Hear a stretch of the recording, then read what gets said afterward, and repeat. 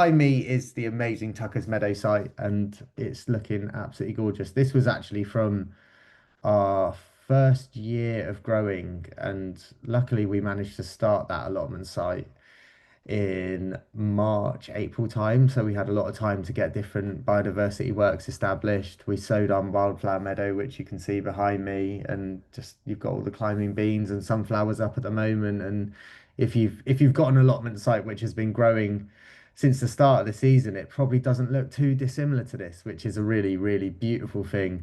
And if you're just signed up or your allotment site started midway through the season, this is a really beautiful, idyllic picture to look forward to next year.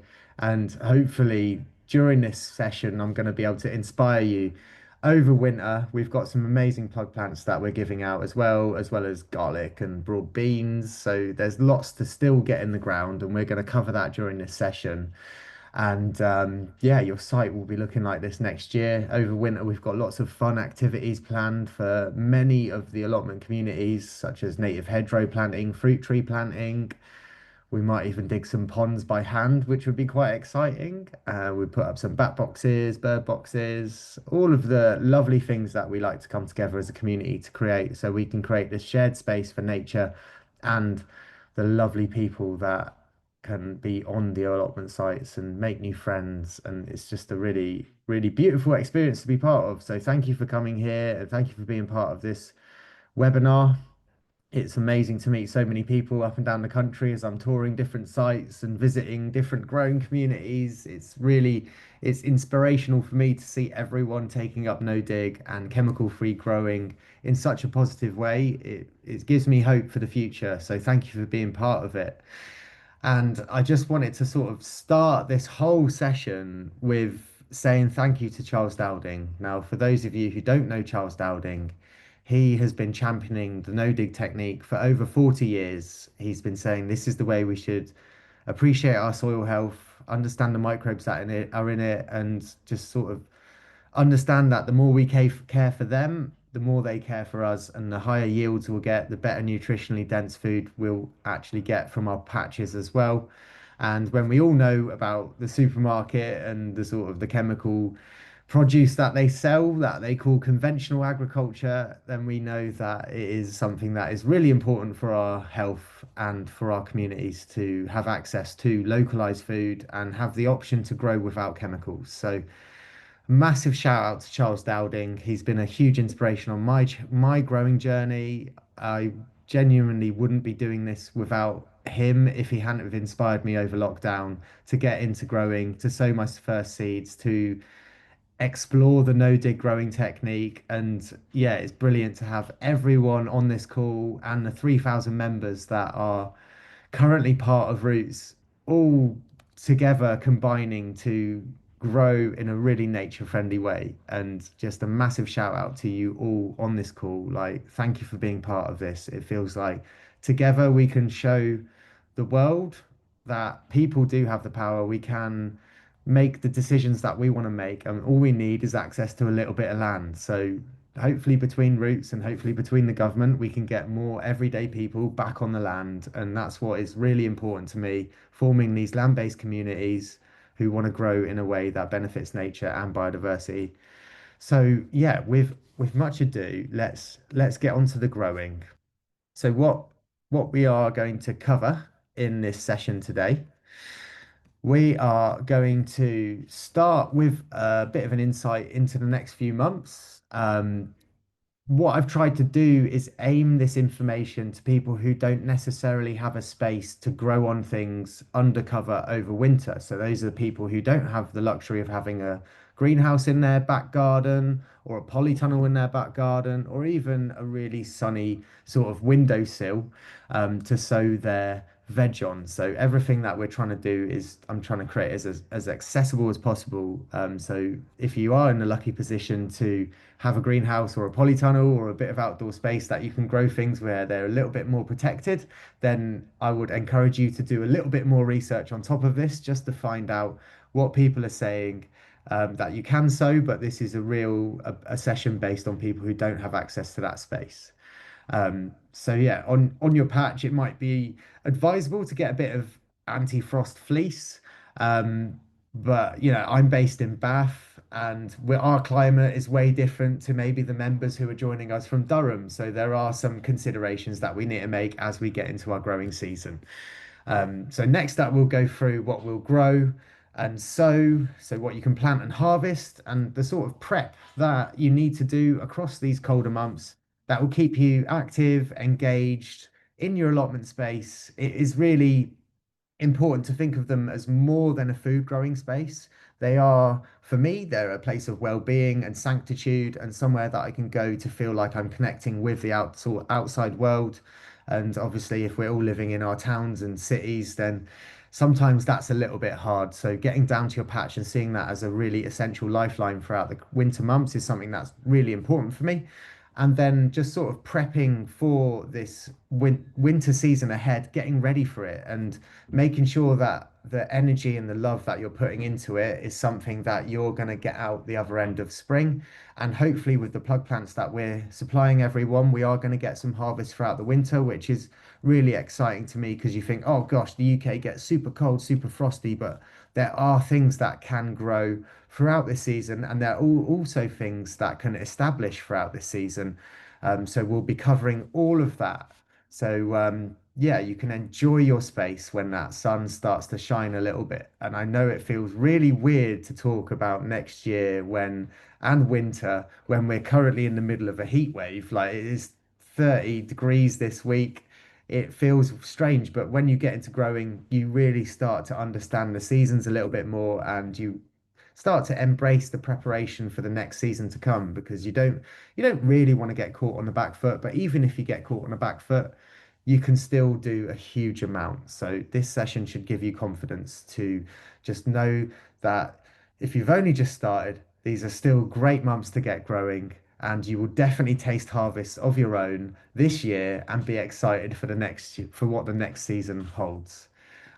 So yeah, just like winter as a season, we all know what it's like in the UK. It can be a bit dark and grim, but what happens is it gets a bit frosty. We have lots of rain.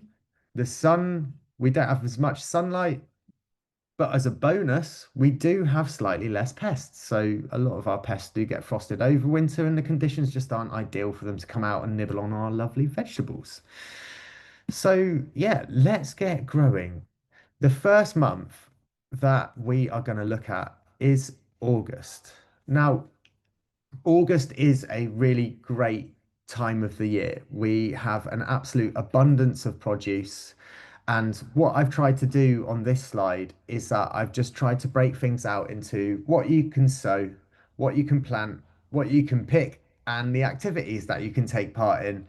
And we'll go through these on each month, and just like what I want to say is that there will be some repetition, but then hopefully, as we get into the colder months, you'll see things starting to drop out of these lists. So, if you want to use this as a resource to navigate through the next months, it should hopefully give you a really good guide of what you can do throughout the year to keep these harvests going.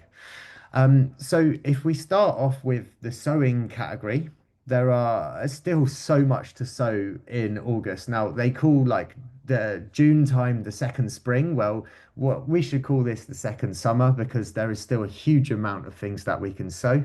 And it's a really good time to get ahead of the game. If you've got space to grow on your plugs and seedlings and then plant them out in 3 to 4 weeks' time, that will really help you. If you don't have the space to do that at home, then you can clear a bit of ground, maybe put a little bit of compost on top of them, and then directly sow into that. And then hopefully your plants will grow and you'll get a bit of a harvest.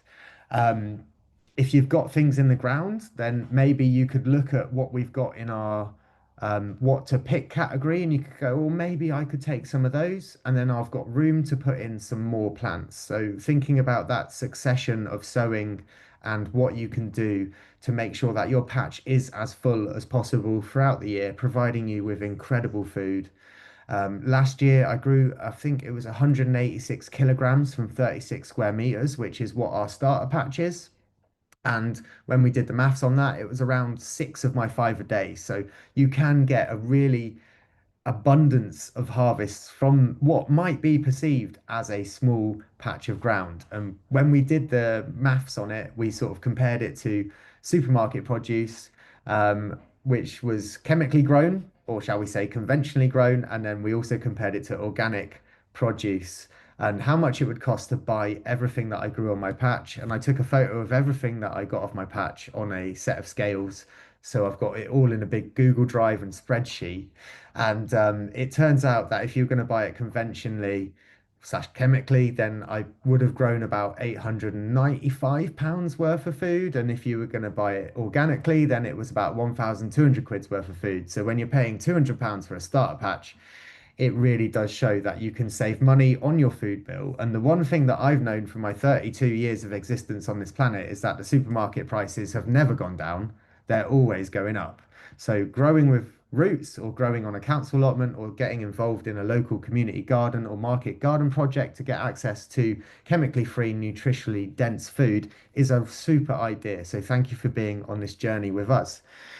Now, what can you sow in the months of August? Well, it's an exciting time to get going. We can start sowing our leafy winter greens, the sort of salady leaves that are really nice and frost hardy. And these are the things that you can take small quantities of across the next few months and really enjoy what you're growing. So a couple of suggestions that I put on here are mustards and mizuna. Mizuna is a really tasty green that can be used in a salad, or you can pick it and you can stir fry with it. It's a very versatile ingredient. So definitely a top one on my list. There aren't a huge amount of lettuce and leafy greens that can tolerate our frosty climate. So that's why we are also supplying members with Mizuna as part of their plug plant drops. So look forward to those. They're coming out on the 20th of September. So yeah, really, really hyped about those. Next up is spring onions. Now, I'd advise people maybe waiting a week to sow those. Charles told me that if you sow them after the 18th of August, then they don't have a tendency to bolt when we get to spring. So you'll be able to get a long-term harvest from those. And they do take quite a while to grow spring onions. They might seem really small throughout winter, but in spring, you'll definitely get ahead of the game with those. Next up is bulb onions. And then if we apply the same process of bulb onions and sowing them after the 18th of August, these should also reduce the chances of them going to seed. Now, bulb onions, the reason why I like sowing onions compared to using onion sets. Now, look, if you don't want to sow your onions, go grab some onion sets, pop them in your patch. You are almost guaranteed to get a harvest. The best thing about growing seed onions is that they are more resilient to the environment that we're growing them in. Bulb onions, set onion sets, they might bring in disease and potential parasites from where they've been grown because they are such a whole piece of onion. So just a word of warning about those. But on the other hand, our lovely member Pete at Tucker's Meadow, he gave me an onion that was grown from a set onion this year, and it was literally the size of my head. I was absolutely blown away by it. So you can get great success.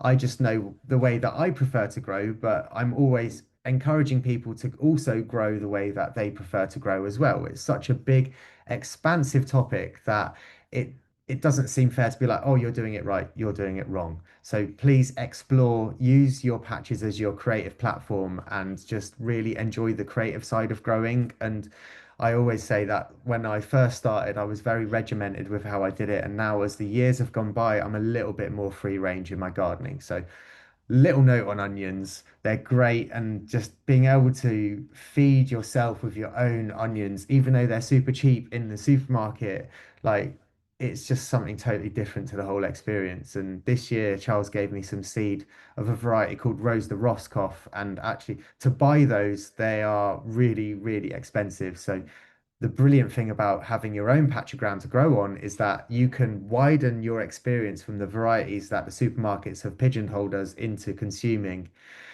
So the tastes, the flavors, the colors, they'll all be different. And that is what is beautiful about growing your own veg. So moving on to pak choi and Chinese cabbage. So both of these are a really awesome winter lettuce, cabbage variety to grow. Now, if you sow them after mid-August, we are literally right in mid-August now. They're fairly frost resistant, so you might be harvesting them all the way into October, November. With Chinese cabbage, a little word of watch out is that if you do what see a lot of slug damage to the outer shell, don't necessarily lose hope because I've been to Charles's, he gets slug damage to his Chinese cabbage and he picks off the outer leaves. And what is inside is an absolute gorgeous heart of Chinese cabbage that you could use in a stir fry, make your own kimchi with. There are so many options for it.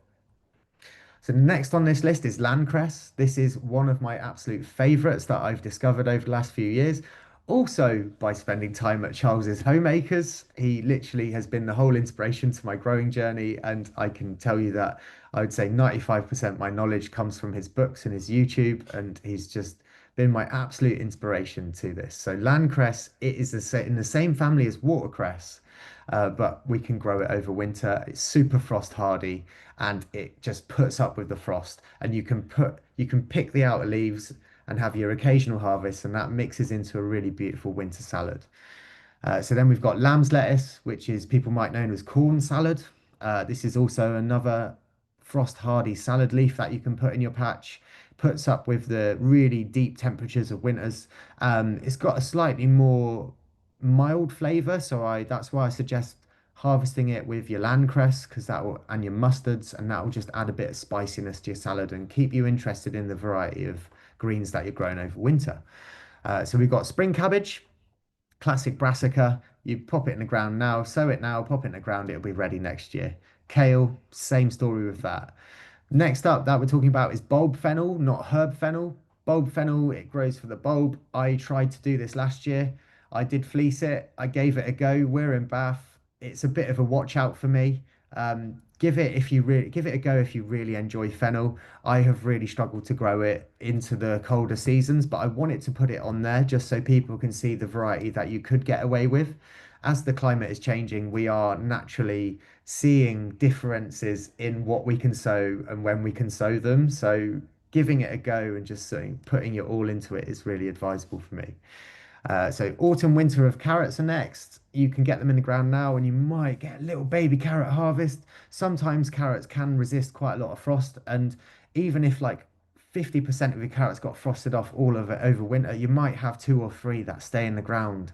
And then you could potentially look at leaving them to go to flower in spring and then providing a really gorgeous source of pollination for are pollinators. So carrots grow these beautiful umbellifer flowers, which look like an umbrella. And yeah, they're super lovely. So if you do manage to get some throughout the season and you've eaten them throughout the winter, then don't worry about the ones that are in the ground. They'll create a lovely pollinator habitat. Next up on my list is radish. Absolutely gorgeous. Like if you sow your radish now, you will be tasting it by the end of October. There's no worries about that at all. Radish is fairly frost hardy, and don't forget to multi-sow it as well. You can put 4 radish seeds in one hole and get an absolute abundance of a harvest. So next up, lettuce. There are some winter hardy varieties of lettuce. I suggest you look into them. I just sow whatever lettuce I've got left over from the summer season, and then I pop it in the ground and just wish it good luck. And I usually can get lettuce all the way till the end of November, so I'm not too worried about that. I don't invest in winter hardy ones. I just go, okay, let's see what nature is going to give me. Rocket is another beautiful salad that you sow now and you get it in the ground. It's super frost hardy. So my rocket, I put it in the ground last year around this time and I was harvesting it all the way into February, March. Then it goes to seed. You can cut the seeds off and try and prolong the harvest a little bit, but the longer you try and prolong the harvest of rocket, the spicier it gets. Now, if you're into that bit of spice and pepper from your salads, then keep it in the ground. It's lovely. But if you're not and you want a slightly milder rocket, then you might want to think about resowing. Chard is a fantastic um, plant to grow. I love it. I've got a few in my patch now. You can sow it now if you're joining us late in the game, and it will overwinter hopefully, and you'll be getting your harvest all the way into spring, and then it might go to seed. That being said, I have cut my chard back every year for the last 3 years and just let it go for it. And It comes back, you get the leafy greens from it. You do get some seed pods, but it tastes really nice in a stir fry. So if you're a bit of a lazy gardener and you don't want to re-sow things over and over again, just try cutting things back and see how they grow. Turnips and swede, they are really classic winter veg, so you can give those a go.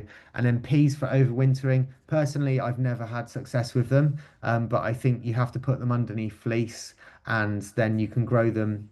And then in spring, they pop up a bit quicker, and then you'll get your pods earlier, which then means that you can try and avoid the pea moth.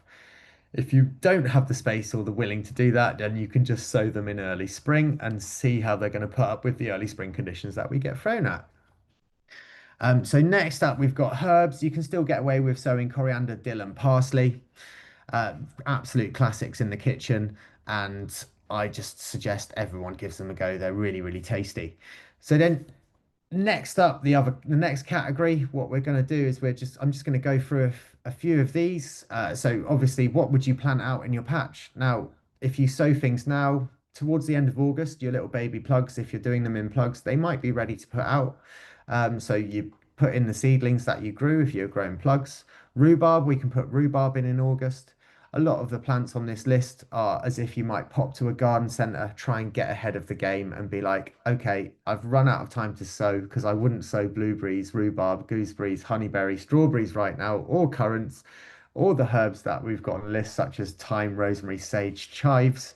I'd probably pop out to a garden centre or a lovely local nursery that you agree with the ethics of and buy some plug plants from them, get them in your patch. They've still got a couple months to establish before we get onto the colder season. And then lastly, I just wanted to talk about Christmas potatoes. So I've personally never had success over Christmas potatoes. I might find the odd couple in my potato bed at the colder period, but it's something that if you've got a bit of indoor growing space, definitely give it a go. If you're scared of the disappointment of having something go to waste, then maybe don't try Christmas potatoes. But gardening is about experimenting and learning to roll with the failures. So if you're really, really hooked on having that idea of Christmas spuds, then bury them deep, put a massive layer of manure on top of them and see how they get going. But usually I'd advise if you're going to try Christmas spuds, try a first early or a second early variety of potato. These are what we might think of salad potatoes because they do take quicker to grow. The other classification is a main crop. If you put a main crop in now, you're expecting it to grow to a really big size and it might not succeed. And as the colder months set in, if you are growing them out in the open, you might want to try and fleece them over because the greenery on potatoes is really susceptible to frost damage, which then makes them really open to getting blight. And we all know what happened in Ireland when they got potato blight. They didn't eat any potatoes. So, what to pick at this time of year? There is so much abundance on the allotment sites. It's brilliant to walk around them. I'm really enjoying it, and the things that you can see that are ready and just pick away is beautiful. So I'm just going to roll through this list. So we've got tomatoes, salads, brassicas like kale, cabbage, nasturtiums in a mixed salad, beetroot's one of my favorite, carrots, kohlrabi, potatoes, cucumbers. The herbs that we've got on offer, we've got basil, dill, parsley, rosemary, thyme, sage, fennel, oregano, mint, lemon balm. So many things to put in a tea potentially. I've been really enjoying lemon balm, mint, and lavender tea recently, picked from the garden or the patch, and it's a really lovely nighttime sleepy tea. We've got a glut of courgettes. I've been giving them to my friends, family, neighbors, strangers on the street. It's absolutely popping. It's courgette season. Keep on picking them. They'll keep on growing, keep on sharing them. Growing is about sharing. It's about sharing the produce and the care that you've put into it and that harvest with other people that you care about. We've got tomatillos. People who might not know what tomatillos are, they're sort of in the physalis family. They are this lovely little green thing that looks like a tomato. It comes in and out of casing, and they're really good in salsas. I grew them last year, and I had a load self-seed in my patch, and they've just popped up with abundance. So I'm looking forward to picking those in the next few weeks. And it just goes to show the more you grow in the patch, the more random things that you've grown will start popping up. And then you can start to see your space as this growing and evolving space. And you go, oh, maybe I don't need to sow something in that area next year because I might get some tomatillos popping up or might get some calendula putting up there. So it's a really exciting time. Globe artichokes, all of mine have gone to flower now, and I haven't eaten a single one, I've got to say. But globe artichokes, they put out this beautiful blue flower of these fronds that come up, and the bees, they sort of swim through it. I put a story, a reel on my Instagram last week of the bees swimming through my globe artichoke flowers and covered in pollen, looking like it was having an amazing time. So I just couldn't bring myself to harvest any of them early on in the season because I know how beautiful they are and I know how much the bees love them. Figs, figs are in abundance at the moment. We've had an incredible season. It's been really, really bright and warm, so we're picking loads of figs. Melons also having a great season. Climbing beans. I walk through all of our sites and we've got 10-foot high climbing beans popping off, and it's just a really amazing time of year to see the abundance of produce that we can harvest. I just realized that it's literally nearly 8, and I said that we were going to be half an hour, but maybe it's harder to cover these subjects in such a more short amount of time. But I will try and rock it through so everyone can get on with their evenings and enjoy their time. We've got loads of flowers to be picked. So we've got zinnia, sunflower, marigold, sweet peas, calendula, straw flowers. So many things to get going and just picking. And the floral delights that we've got in the house at the moment, they all come from the patch, and that's a really lovely thing to do. So the activities that you could get up to in August, you've got picking, number one for me, pickling. So you've got an absolute abundance of cucumbers. Well, make some pickles. Beetroot, make some pickles. Think of the winter months that are coming. Weeding, it's a thing that is always on the gardener's agenda. Watering, also. I popped to my patch today. I've not watered it for about a month and a bit, and things are looking like they're needing some water. So I'm going to try and get there early doors tomorrow morning to give it a nice water. Edging, so if we do get lots of rain, then the grass paths will start to come into your patch. So keeping on top of your edging is great. Composting your living waste, also a brilliant thing to start doing. Clearing, so clearing is in reference to what we pick. So if you pick a whole harvest of something, then you're essentially clearing that space.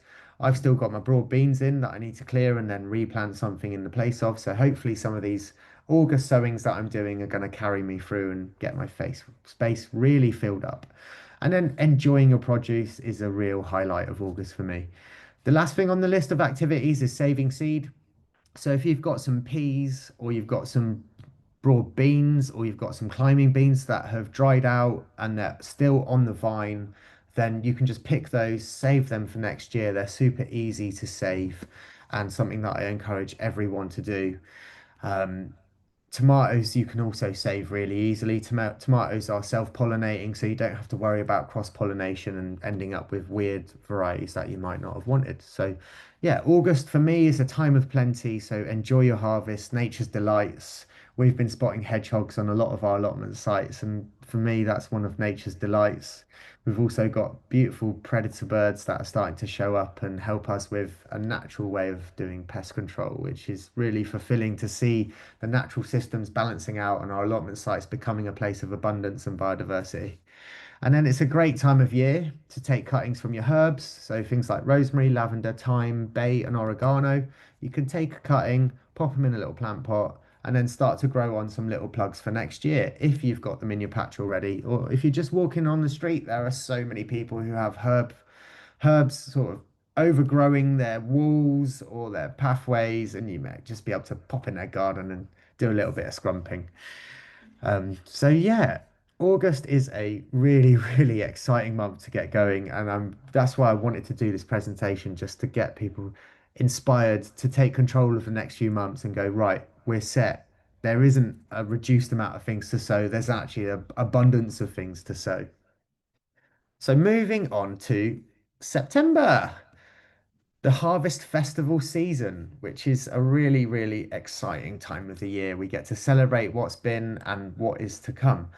So some of the plants that you sort of see on this list, they should be sown in early September, like spring cabbage, winter salad, spring onions.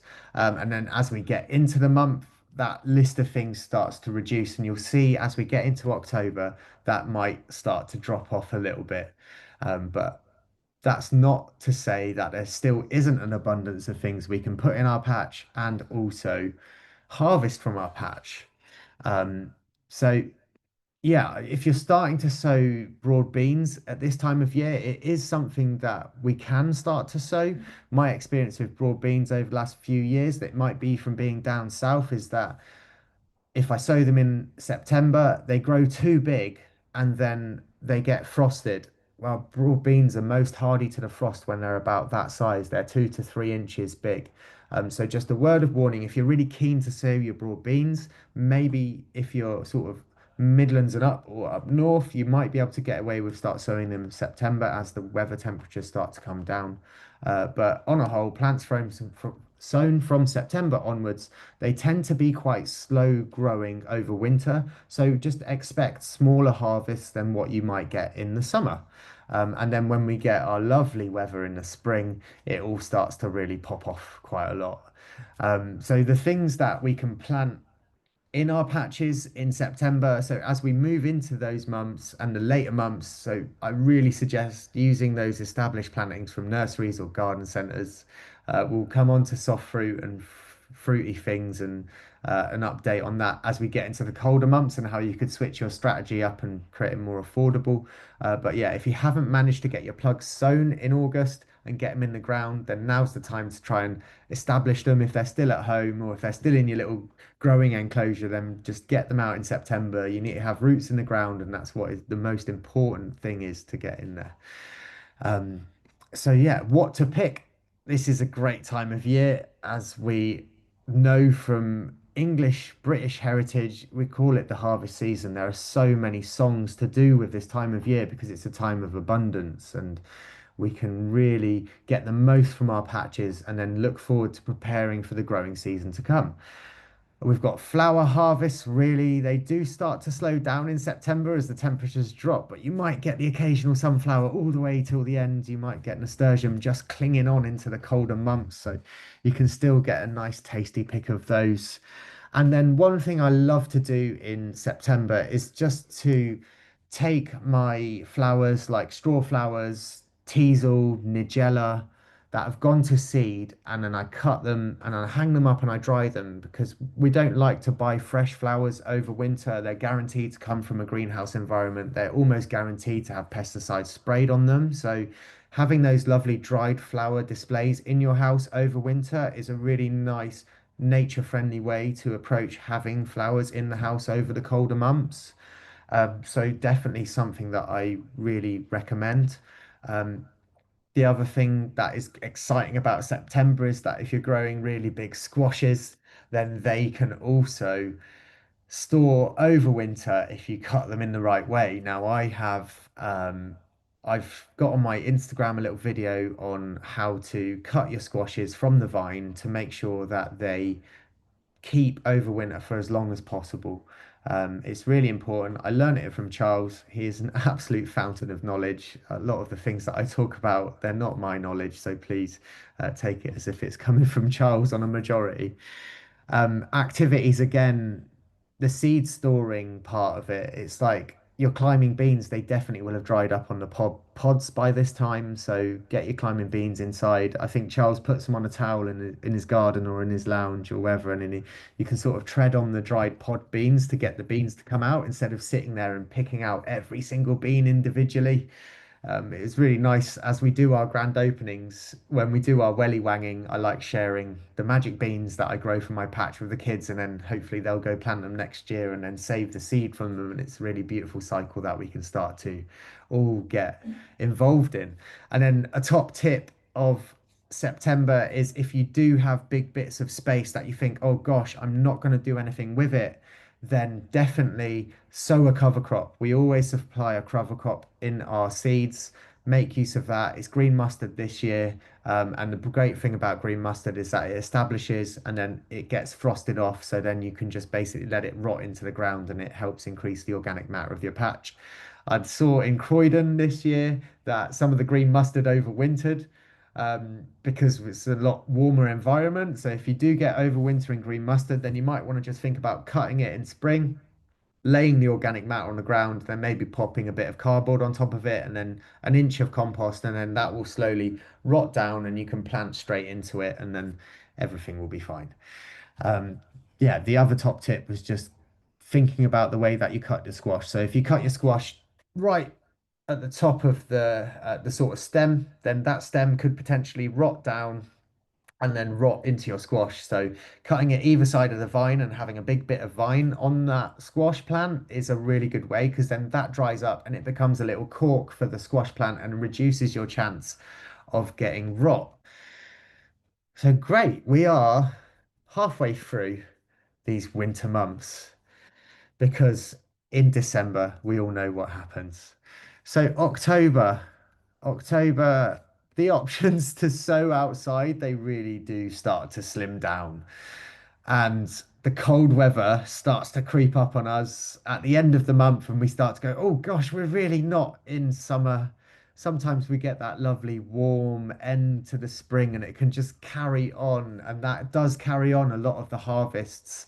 But being a bit aware of your weather and how it might changing, if you feel the nights getting cold and if you feel the frost coming in, then it might be a good idea to start picking some of the veg on this list. And the things that I'm going to highlight for people to pick as the frosts come in, just to make sure that they're not going to get frosted and go to waste in the ground, are probably beetroot, celeriac, carrots, courgettes, tomatillos, climbing beans, your Chinese cabbage and pak choi.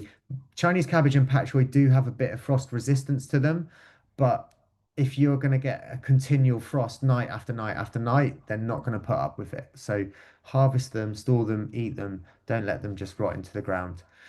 Very exciting time of October and November. So after the first frost come, we get two real big players come into the game that I've enjoyed growing year after year. So we've got Jerusalem artichokes, a really lovely creamy sort of tuber. Um, they're perfect to harvest after the first frosts, get them out the ground, and I've really enjoyed making like a cream of artichoke soup. It really helps balance the flavors out, and it's just a super one to put on the dinner table. Next up is oca, not to be confused with okra. Okra with a K is something that is not very frost hardy at all. And if you've still got it in your patch in October, then it probably will get absolutely obliterated. But oca is a South American root veg. It tastes like a lemony potato. It grows, I planted mine in May, and then they grow all season up until October, November time when the first frost comes in. This depends on your climate. So when I'm talking about first frost, it depends on where you live. But the leafy greens of the oca that grow out of the ground, they're harvestable as a little bit of a salad. They taste like lemon zing, just like the root veg. But after the first frost, all of those greenery die off, and then it's time to pull up your lovely tubers, and you can store them over winter in a tote bag with a bit of airflow in a nice, dark, cool place. I like to store mine, I eat a vast majority of them, and then I hand them out to members on all of our lovely allotment sites after that. So if you do get an ocker from me, it is from Charles Dowding's Homeacres. He gave me my first six tubers, and I've been growing them on year after year, sharing them out across Roots Allotments communities, and just helping people taste something that I had never tasted myself. And I'm a massive foodie. I love my cooking. I love my ingredients. I've never come across this before. So when I tasted it first time, I went, wow, and lemony potato, this is brilliant. So definitely enjoy those. We've also got parsnips that have been probably planted in March to June. They've been in the ground for a long time. They are a very slow crop, but they are a brilliant crop to have in over winter. They're really frost resistant.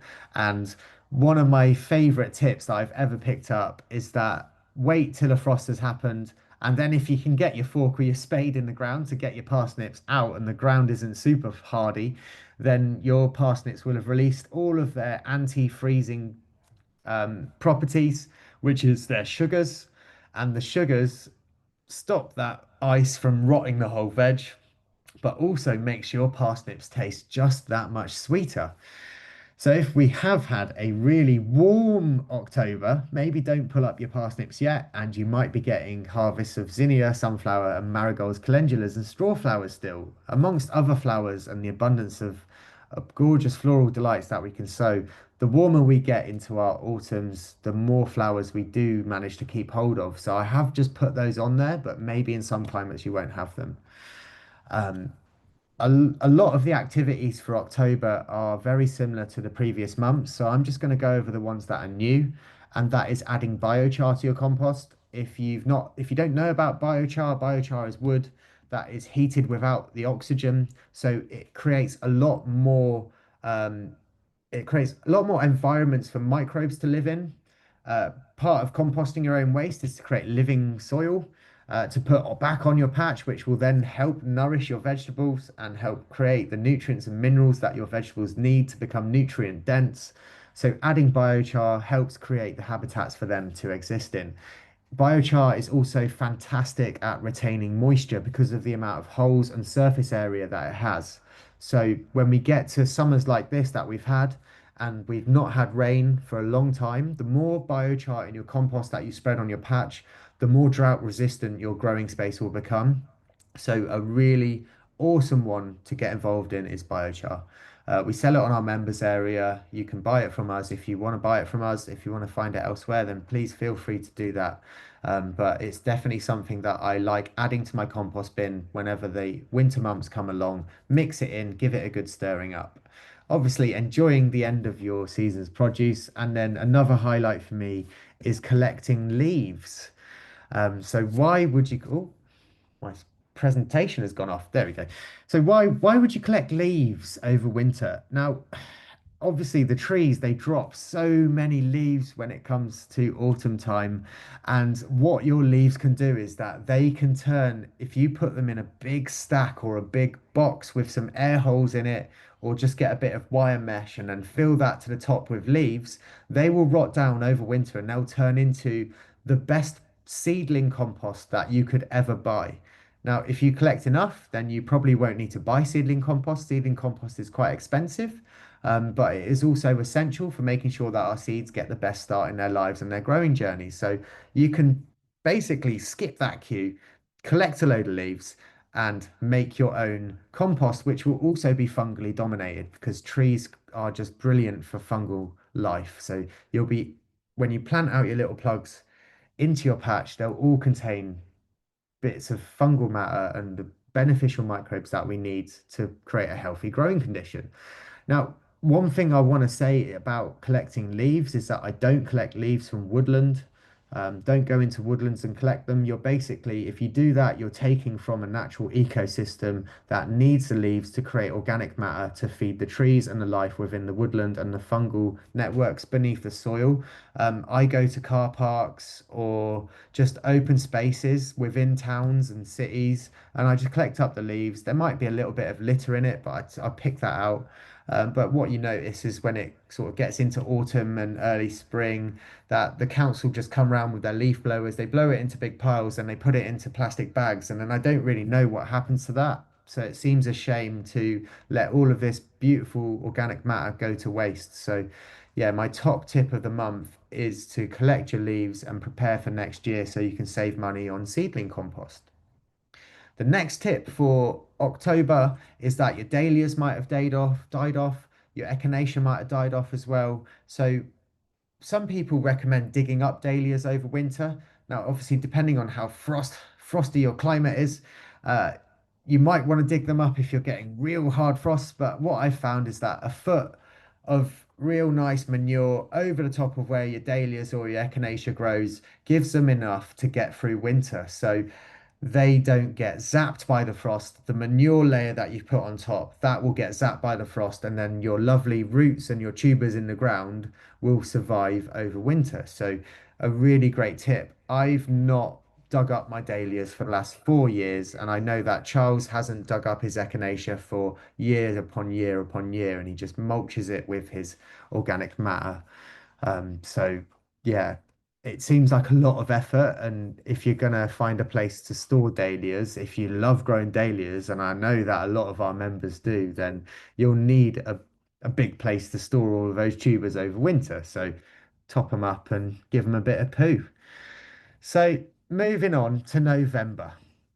November, it is one of those months where it's getting very, very cold, and the things on the patch start to slow down a little bit, but there are things we can still get up to, and there's still bounties to be had.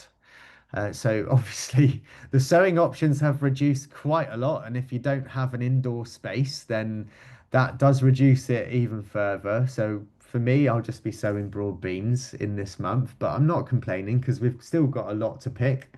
And the people who do have those indoor spaces, you can start to think about next year and go, oh, do I want to start my chilies? Do I want to start some flowers like snapdragons and different salads? And if you've got a little living soil space in the bottom of your growing indoor growing area, undercover growing area, then you can think about growing salads continuously throughout December and January when the salads that you've sown in August might start to be slowing down a little bit. So yeah, I'm trying to keep it all as if you're just sowing in your patch.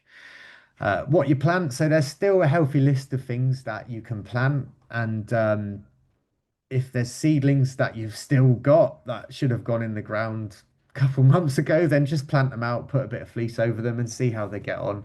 But you can still put things in the ground like blueberries, raspberries, gooseberries, strawberry, currants, dwarf fruit trees, and a highlight is garlic. You can even put garlic in the month before or in September if you've got the space. I usually put my garlic in November because that's when space starts to free up in my patch. As I've sort of cropped a lot of things, I go, oh, right, this is a perfect place to put 300 garlic cloves in. And then that's going to give me my whole garlic that I need for the next year to come when I harvest it in June. So it's about thinking ahead. You can also plant in your broad beans if you'd sown them in September or October. So about 3 to 4 weeks for plug plants. So you can plant out the things that you sow the month before. And then November's a great time of year to start putting in spring bulbs and trying to encourage pollinators to come to your patch and give them a bit of an early season lifeline. So I definitely recommend popping in some spring bulbs around your border. What to plant? So there is still a pretty healthy list. Sorry, what to plant, what to pick. There is still a healthy list of things that you can pick from your patch, depending on how frosty it is. So, if the ground is really, really solid, then some things on this list that I mentioned earlier, like the beetroots and the carrots, might not have survived, but it's always good to just give them a little bit of chance. But some of the new things coming on this list are things like Brussels sprouts, kaleets, cauliflowers, and some cabbage. Obviously, parsnips we talked about before, and then leeks. You may have leeks ready earlier in the season, but some people who plant leeks out later into summer, they'll get their leeks ready around the real colder months, and leeks can sit in the ground all the way into like February, March onwards. If you don't harvest your leeks in spring, then just let them go to flower, and they're a really beautiful source of pollen for our pollinators like solitary bees and bumblebees and honeybees. And I've seen so many different things, including hoverflies, enjoying leek flowers. So if you do have some, they don't take up a huge amount of room when they do go to flower in the spring. So just let them have a bit of space. Activities. So there's not much that's changed from before, but the weeding starts to slow down as we get to the colder months. Fingers crossed. Last year on our Bath location, we had a very warm winter, and that creeping thistle, it kept on creeping into my patch, so I had to stay on top of it. But usually, if it's super cold, creeping thistle goes away. So just maybe staying on top of your weeding, enjoying your produce that you can get from your patch, collecting fallen leaves, and then reapplying wood chip to your paths. It's a good time of year when the jobs are starting to slow down to put your energy into something else, and then sitting back and relaxing and going, oh, well, how has this season been? We're really starting to wind down and enjoy it for what it was, and maybe take those lessons with you into the next season. Growing is all about evolving your style year upon year and gathering all of the experience that you can possibly get. For me, it is about failing really quickly so you can learn your lessons, and you can sit here and read a load of books and watch webinars or watch YouTube videos, but until you actually do it you're not going to learn properly from it. So it's a really nice time to reflect on what have I learned this year. And just a couple of top tips from me for November is that if you are going to put in your soft fruits and fruit trees, well, buying them bare root at this time of year because they've gone dormant, it is so much more cost efficient on the wallet. You know, you can get like 5 bundles of bare root raspberries for the price of one potted raspberry in summer. So if you are wanting to hold back in August, September, October, then wait for dormancy period and get things on the cheap. It's a really good time of year to put those in. So don't feel like you have to rush to do everything in this webinar all at once. Take it at your pace. The next thing that I want to shout out is perennial kale. I have a perennial kale in my patch. It's grown for like the last 5 years. I established it from a tiny cutting that Charles gave me. It's called Taunton Dean. They can live up to 12 years, but I've just noticed that it is the most hardiest thing that I've grown in my patch. I get continual harvest from it throughout the summer, throughout the spring, autumn, winter, you name it. I'm picking kale and lovely, nutritious produce from it. The cabbage whites have left it alone this year. The pigeons leave it alone until they get to the hungry gap, and then they just peck it to bits, but then it just bounces back and it's super hardy, super strong. So I really recommend getting a perennial kale in your patch, maybe just doing some research on different perennials that you can have in your patch. They do help take a lot of time and effort into needing to resow things. And maybe if I had 2 or 3 perennial kales, I might not think about growing kale. And then that's one less thing to do on your sowing journey. So yeah, we're nearly there. I'm sorry this is overrun. I did think it was ambitious to do in half an hour, but thank you for staying on and staying locked in. So December, as we move into December, we know what this month brings. It definitely brings a lot of rain, a lot of frosts, and it's just a time where everything does really start to slow down. So we're bringing similar principles into December as we were experiencing in November. So broad beans, some people say you can't sow broad beans in December, but I've seen it with my own eyes on the WhatsApp chats where people have just stuck them in and then they're getting a really great harvest in early spring. And it just goes to show, like, this is the beauty of so many of us growing as a massive collective, is that we can just really push what the traditional knowledge tells us to the limit, and that's through our lovely beginner eyes. And I just think it's wicked. So yeah, give your broad beans a go. We've got all of our fruit bushes that you can still put in because they're dormant. And then you could potentially stick some garlic in still if it's, I wouldn't advise planting if you're like, oh, we've got 5 days of hardcore frost coming up. Maybe don't put your things in. But if you go, oh, look at the weather, we've got 7 to 14 days of relatively frost free, then maybe give your garlic a go and it should be all right. You should still be getting harvests of salads, mustards, so things like landcress, mizuna, mibuna, winter purslane is another one of my favorites. It tastes similar to lamb's lettuce. Rocket and lettuce should be getting the occasional harvest of kale, cabbage, Brussels sprouts, and kalettes. And then carrots, if they've clung on, you might be lucky to get a carrot in your festive feast. Parsnips will definitely be on the menu. And then potatoes, if they're deep enough and big enough, then you should also be able to harvest those for your Christmas dinner. I just noticed I put parsnips twice, but you know, big shout out to parsnips.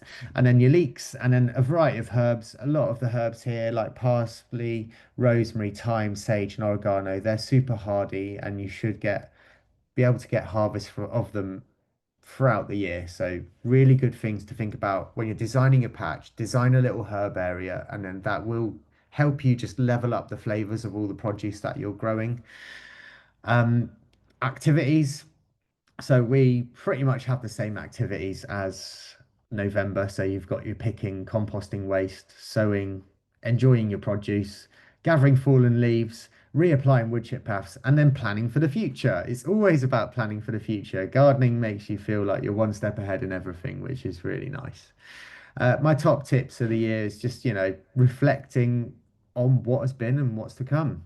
One of my favorite parts of December is that you look forward to winter solstice and you go, yes, the days are getting brighter from here. We have had our darkest day, and this is it. I'm looking forward to spring. So it's a really, really important time of the year to go, we're past it. I know everyone in the UK, or not everyone, that's quite a blanket statement, but a lot of us suffer from a bit of that seasonal depressive disorder. And just knowing that we have winter solstice coming in December is something to look forward to. So, yes, that is my crash course in winter growing, and it's taken me what just under an hour. So thank you for sticking around. And I'm just going to say, like, have we got any questions? I'm not sure how we're going to field them We because have a lot of questions, Ed. got a lot of questions. Wow. I just thought I would go with the one that we have quite a few thumbs up for, which was the first comment that we had through. Um, so when and how would you encourage us to use fleece slash frost protection on our patches? And are there any types of vegetables you would prioritize protecting? Great. Yeah, awesome question. So depends on your regional location. Some things can survive the occasional frost, but as we get deeper into winter, it might be advised to use a fleece. And what I have done on the next slide is I've put a little link to some websites where I get my fleece from, and we've got these steel rods, which are galvanized steel rods that they look straight, but you can bend them over, and then when it comes to next year, you could take them out of the ground and they go back to being straight. So they're really easy to store, or you could reuse them to put netting over when the months get a bit warmer. The things that I would probably fleece if I had them in the ground are definitely carrots, beetroot, um, some of the salads, like if you're growing lettuce, they could get frosted. Um, the things like Mizuna, landcress, winter purslane, they don't need to be fleeced. So, yeah, I'll quickly scroll to the top of the list of the things that we were sowing in August. Fennel, yeah, I mean peas, I would fleece if you're trying to overwinter them to give them a bit more of an oomph. If you do get the early frosts, then you've still got pak choi and your Chinese cabbage in the ground, then probably fleece those as well until you're ready to harvest, but don't let it get to a hard frost. Um, yeah, hope that helps. Fab. Okay, I've got another one. In terms of like planting out and like planning your patch, is there a better way to do it in terms of like companion planting, and not necessarily spacing, but yeah, more like sections of your patch? Is there a best way to do it, or what's your advice? Oh, this is a hard one because old me would have gone, yeah, plan it all out. But now I just go, oh, I'll have a herb area and I'll know that my garlic are going there. But I appreciate that beginners don't have that the seasonal sort of experience. So maybe just trying to group things by their vegetable, and then as you get through that winter period, you'll then witness what happens to them firsthand and where the gaps start to come up. But for instance, if I was going to harvest my so I've sown beetroot 2 weeks ago. If you sow beetroot now, you might be able to get a bit of a harvest, especially if you fleece it into the colder months.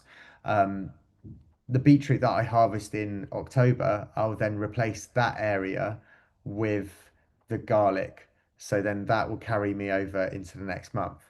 I just seen someone say on the chat that Charles Dowding's gardening planner is excellent, and I also agree with that. If you really want to plan out things, it also helps you with succession sowing and succession planning. So it will sort of help you go, oh, I put carrots in now, they'll be ready then. This is what you could put in then when they're ready. So it's a really useful tool. And admittedly, when I first got into growing succession, and probably now, succession planting and planning is one of the trickiest things to get your head round. So don't put too much pressure on yourself. That's probably my biggest bit of advice for this. And definitely create a herb area, create a brassica area, create an allium area, which is your onions, your garlics, your leeks, and then just see what your space can give to you.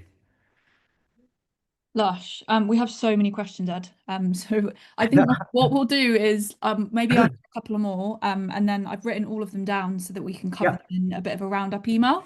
That would be amazing. So maybe, yeah, if we can get the whole list of questions, we'll get back to everyone. Yeah, And also, we've set up an email address which is grow@rootsallotments.com, and that is literally straight to my personal email. And if anyone does have growing questions, then please like feel free to reach out to me.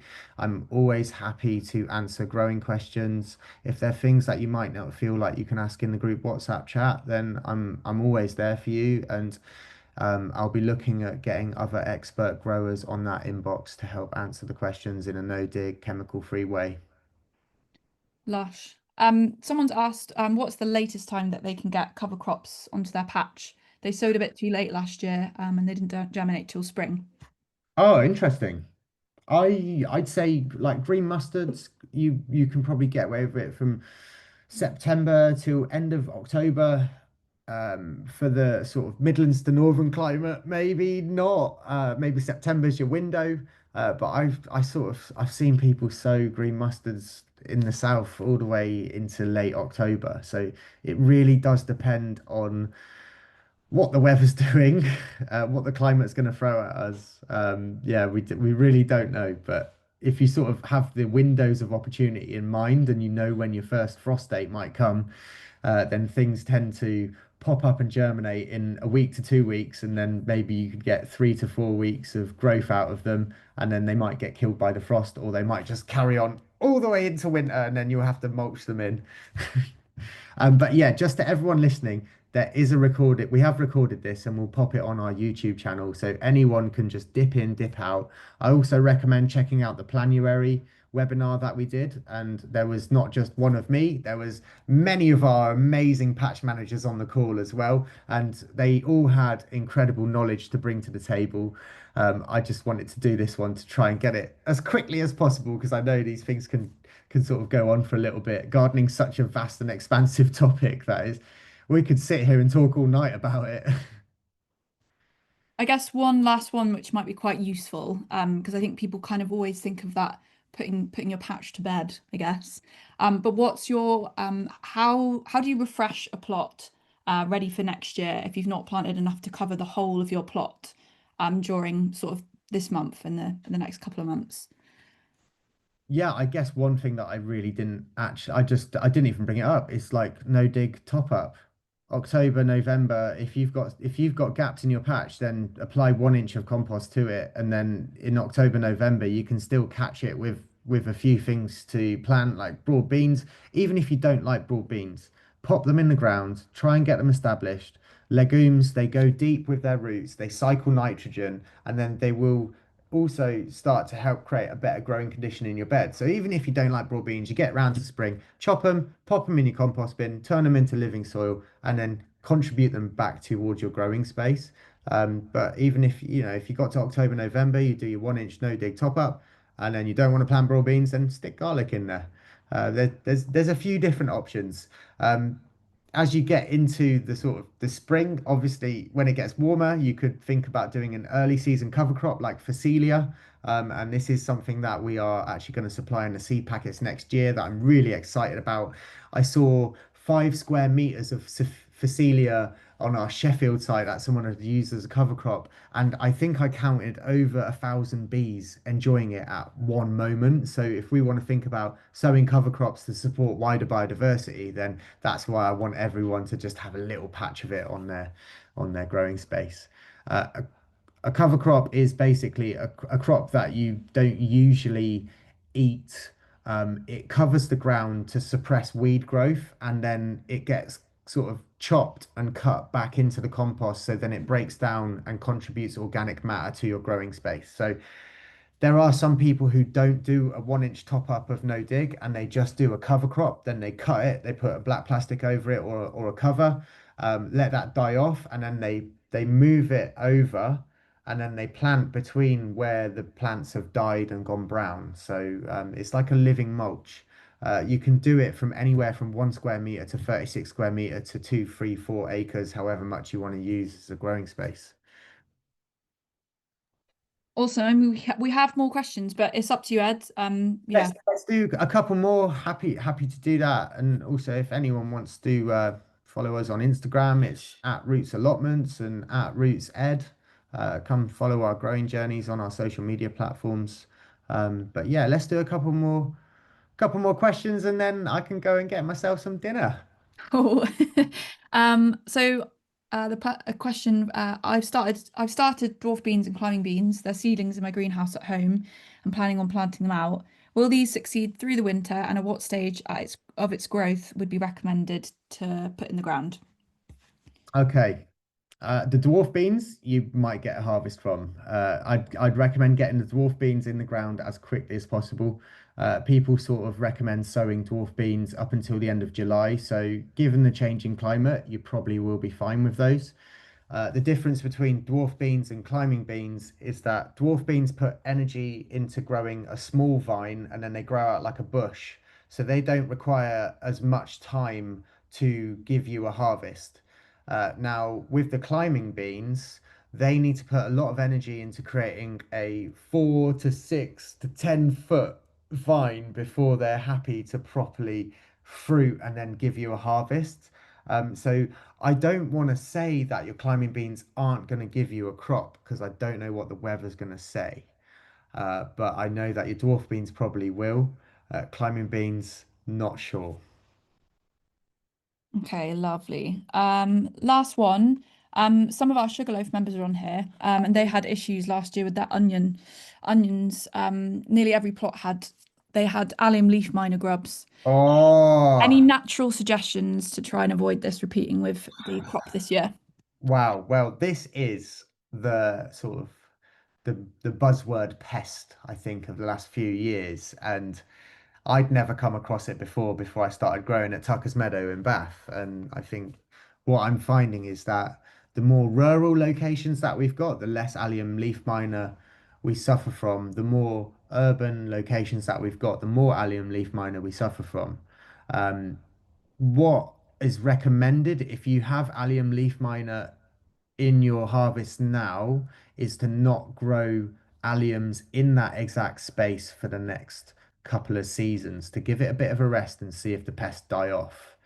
Um, if you sow your alliums into a new spot, then you could put an insect mesh over them, which should stop the allium leaf miner coming to it. But other than that, there aren't any known nature friendly solutions that we can apply to our produce to stop that from happening.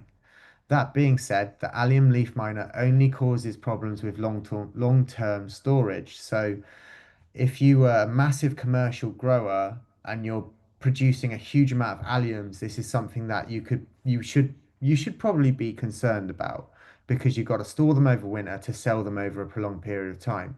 Now, us allotmenteers who are growing on a lot smaller scale, I keep my alliums in my shed over winter or in the kitchen in a bag and sort of like the length of time that it takes for the allium leaf miner to actually cause that amount of destruction to the produce over that period isn't something that I'm concerned about.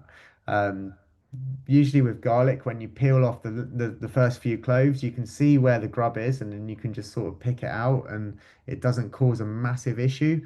But if you are noticing your stored garlic bulbs going a bit funky as we get into spring, then I'd basically get them all out in the kitchen, chop off the skin, get the raw bulb and make sure it's got no allium leaf miner on it. Pop them all in a food processor, blitz them up, then get some ice cube trays. Put your blitzed up garlic in the ice cube trays, put them in your freezer, and then you've got little sort of flavor pots to pop in your food, and you've not let that harvest go to waste. Um, I've grown the Rose de Roscoff variety of onions this year, and I've noticed a drastically reduced amount of allium leaf miner in them. That being said, I didn't grow them in the same space as my onions that I grew last year because last year I did have a lot of allium leaf miner in my onions. So it's a really interesting pest to try and get your head around because it's here and it's come over from Europe over the last few years, and us as growers in England, we're just starting to adjust to it and see what happens with it. So yeah, that's probably all the advice I can give on it. You might want to reach out to Charles and see if he's got any deeper knowledge, but I'm not sure how affected he gets at homemakers by it.